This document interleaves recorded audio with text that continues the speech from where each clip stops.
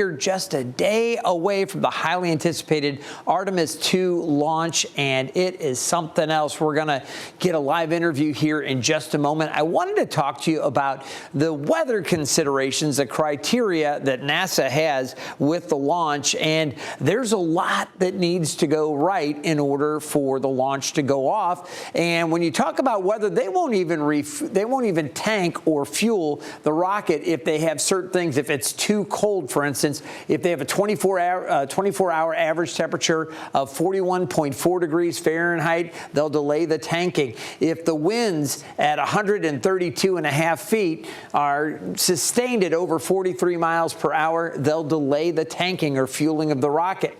All right, for the actual liftoff itself, there's like roughly 10 different things that they have to consider, a lot more technically, obviously. But when it comes to weather, I wanted to touch on some of these kind of red line or no launch conditions. If they have heat over 94.5 degrees for 30 minutes, they'll shut it down. If the cold temperatures, if cold drops below a sliding scale, it could be anywhere from 38 to 49 degrees, depending on the humidity and the wind, they can scrub the launch. Upper level winds, if there's going to be high altitude winds that could cause steering issues with the spacecraft, they won't launch, obviously. Precipitation, rain or snow, it would be a no-go.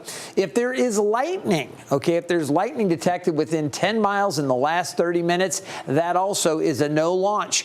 You know those towering cumulus clouds, the anvils, the ones that get the tops of the winds blowing off? If there are anvil clouds, they must be at least 10 miles away. If they're within 10 miles, they won't do it. Also, if there are leftover clouds from previous storms, there's a 3-hour wait period for what we call debris clouds. In addition, if there are thick clouds, 4,500 feet thick and freezing as you go up in the higher parts of those clouds, they'll also scrub the launch, and they don't launch through smoke.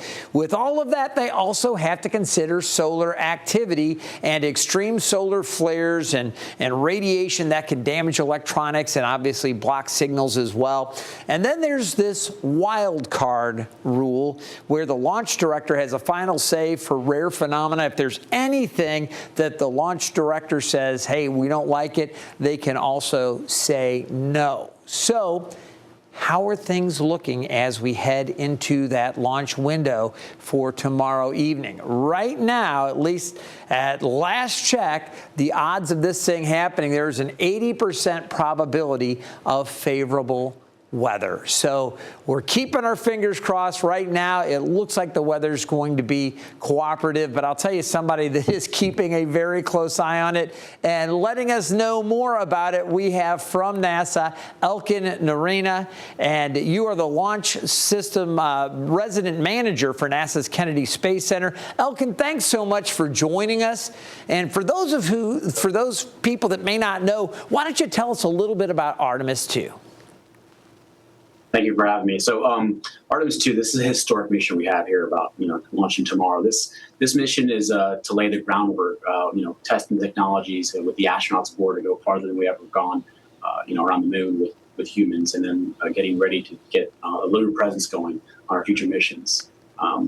We've been working on this for years. This is this generation's Apollo, but the difference here is that we're staying this time. We're going to build a presence. We're going to build a foundation, and it is all in, to build that deep space humanity lookout toward Mars.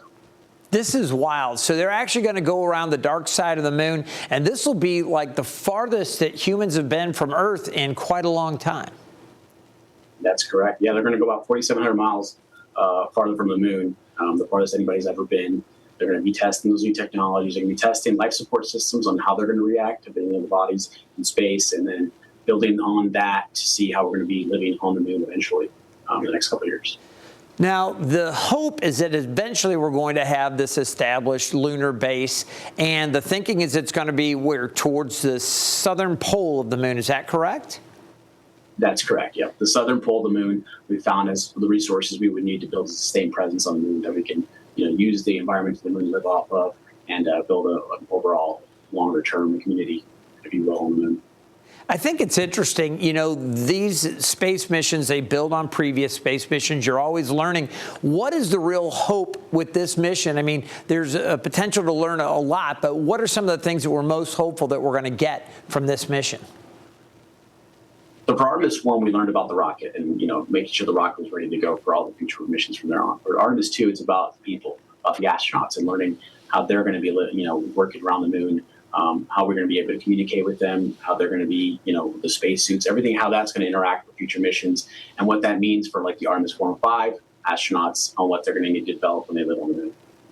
As exciting as this is, and we're looking at some video right now of previous launches, it's incredible. You mentioned it's about the crew, about the people. Talk to us a little bit about this crew. You've got Reed, Victor, Christina, Jeremy. What are going to be their roles for the mission, and what can you say about those astronauts? They're a great crew. They've been training on this for years. They're excited. They're in quarantine right now. They're getting ready for launch tomorrow. We just talked to them this weekend about being the final preps for launch. But they're all excited about what they need to do in space here in this mission.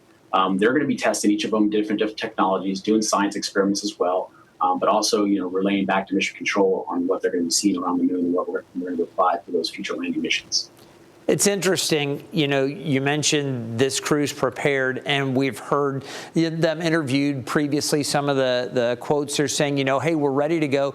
They understand that this could be called off at the last second. They may need to go again. It's all about trusting the team at NASA to make sure everything is ready to go.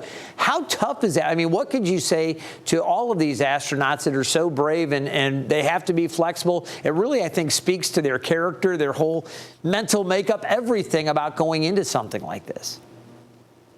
Yeah, it speaks to how tough they are, but how resilient they are to be ready for these missions. They've been training for this for years, and they understand delays come with it. When you're ready, you're ready, and that's where you have to be able to work around, the weather or the hardware, making sure the machine talks to you and tells you that they're going to be ready to go. And so they understand that and they're ready to do this. Elkin, how long have you been with NASA? Let me ask you that. And then I have a quick follow-up question. I mean, you've been working there to get to your position. I would assume you've put some time in there, correct? Yeah, almost 20 years I've been here at NASA at Kennedy Space Center. And as you've looked over your career, I mean, you've seen so many different exciting things. What makes you most excited about what you're doing right now and where you think we're going?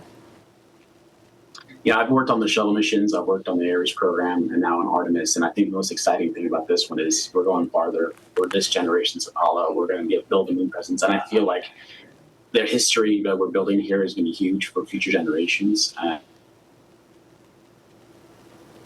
All right, Elkin, I think you just froze up. So, again, I thank you so much for your time. And, again, we wish you and the entire crew just the best of luck and Godspeed, and hope everything can go off. Hopefully, they'll get that launch off tomorrow. Again, an 80% probability things go well.